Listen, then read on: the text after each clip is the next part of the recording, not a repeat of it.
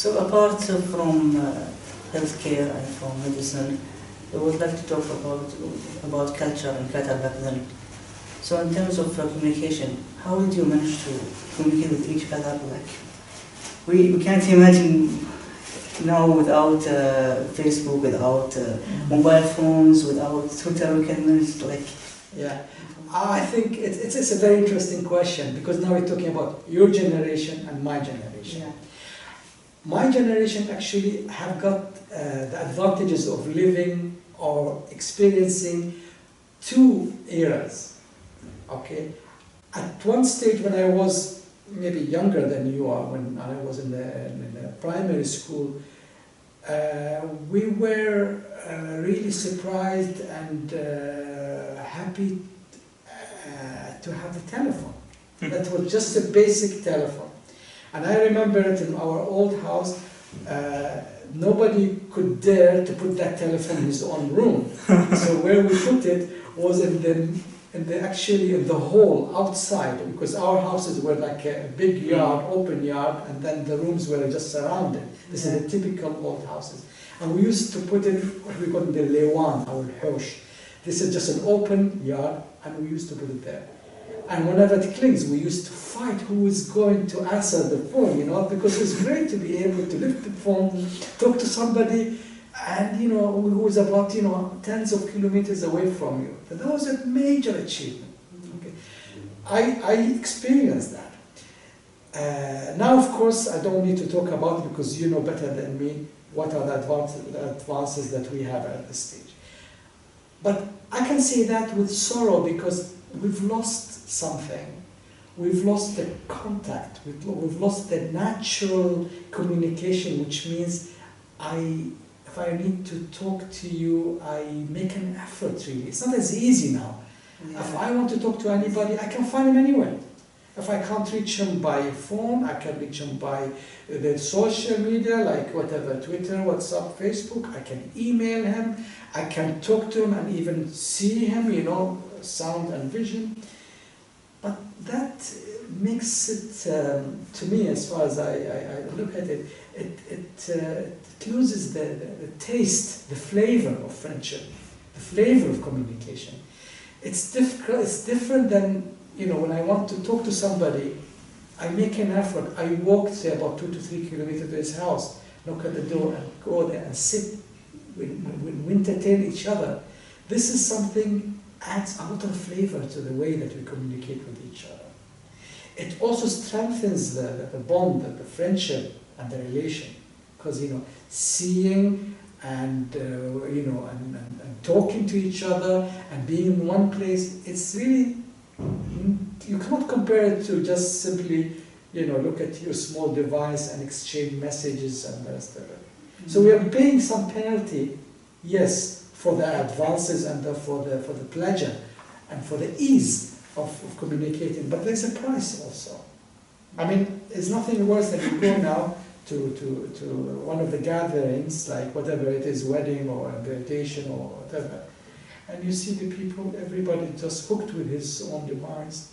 There's hardly any verbal communication, which is really a pity. It happens a lot, yeah. So we pay the price for the advanced technology.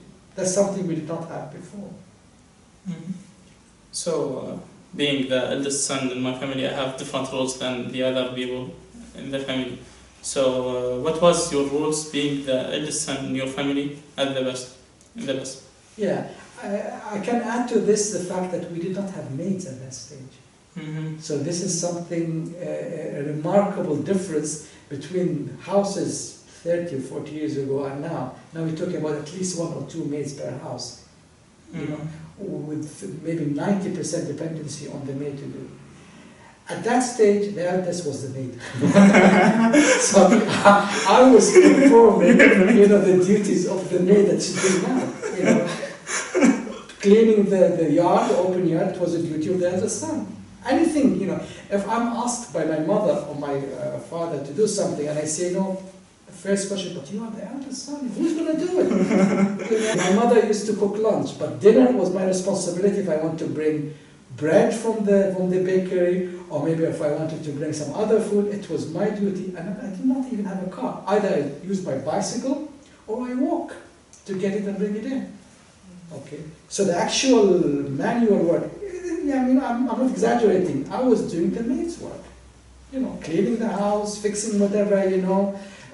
If somebody rings the bell, I have to go and answer the door, you know. So basically, that was the duties of the eldest member of the family. So did you cook you mentioned many things, so did you cook at your life or something like that? Oh yeah, I'm a very good cook. Do you have any story about that? Oh yeah, I can tell you. Look, if you tell me loves, I can give you lots of stories. Just one story. No, the biggest one of the biggest advantages, you know, of being abroad is really to depend on yourself. There's nobody to look after you, you know.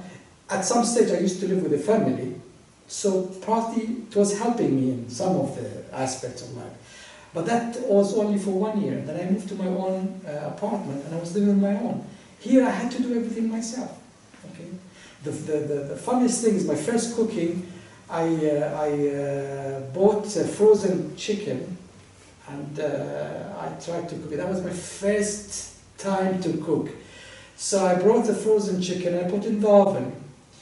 And of course, being an expert in cooking, my only measure to say that the chicken was cooked is to touch it. So I put it in the oven, 5 minutes, I took it out, 5 minutes. put my hand on it, it was very hot, so I said, brilliant, it's cooked.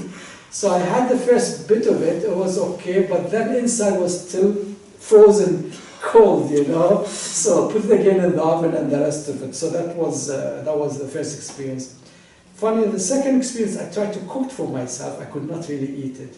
Oh. Okay, and in the garden where my apartment is, there were a lot of cats, and they usually eat anything. So that food I cooked, which I could not really eat, I thought, okay, I'll just give it to the cats. So I put it outside in the garden and just watched. So the cats came from all over the place trying to see what's going on. And I thought, in about 5 minutes, they're going to eat the whole of it. So you were a good cook. I smelled it, turned back, they didn't even touch it. Just to show how good cook I am at my early stages. But then, believe me, I improved a lot. So I learned from my mistakes. Mm-hmm. Okay, during your free time, what do you used to do as a way of entertainment? Yeah, in my primary school, when I was a student in school, I used to play football.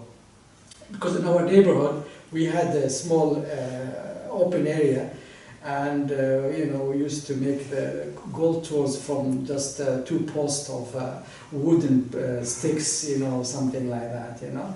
So we used to play football in the area.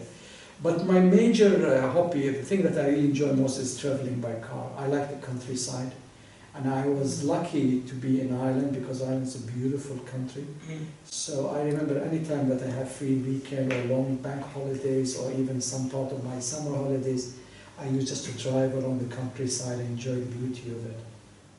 So Dr. Omar Al-Tamimi, we enjoyed our time with you, and we hope that we have a lot of stories and we will have a lot of memories to share. Sure. So thank you. We would like to thank our audience for watching this video. You may find this video and other similar videos on Qatar History's website. And thank you for watching this video.